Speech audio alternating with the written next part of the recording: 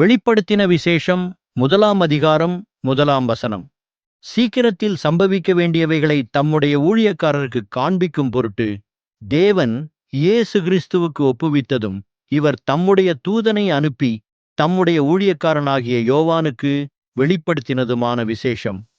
தம்முடைய ஊழியக்காரருக்கு என்று இயேசு கிறிஸ்து இங்கு சொல்வது தம்மை ஊழியக்காரர்கள் என்று அடையாளப்படுத்தும் இந்நாட்களின் நடன ஊழியர்களை அல்ல.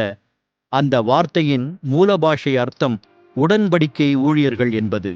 7ஆம் வருடத்தில் விடுதலையாக்கப்பட்ட அடிமை முழு விருப்பத்தோடு தன் எஜமானிடம் முழுவதும் அடிமையாக ஒப்புக்கொடுத்து வாழ்வதே இதன் பொருள்.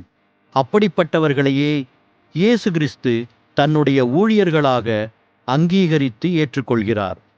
தன்னுடைய சொந்த விருப்பு வெறுப்புகளை களைந்து கர்த்தருக்கு அடிமையாக ஒப்புக்கொடுத்து வாழ்வது. இதை குறித்து சாது சுந்தர் சிங் கைலாய மலையில் தரிசித்த கைலாச மகாரிஷி என்பவர் விளக்கம் தந்திருக்கிறார்.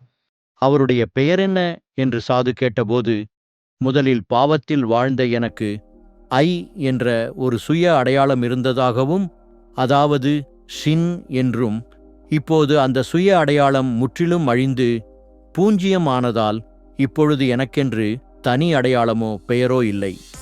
இப்பொழுது நான் ஆண்டவராகிய இயேசுவின் பிள்ளை, அதாவது சன் என்று கூறினாராம். இந்த கைலாச மகாரிஷியை பற்றிய ரகசியங்கள் வேண்டுமென்றால் கமெண்ட் பண்ணுங்கள், தனியாக வீடியோ போடுகிறேன்.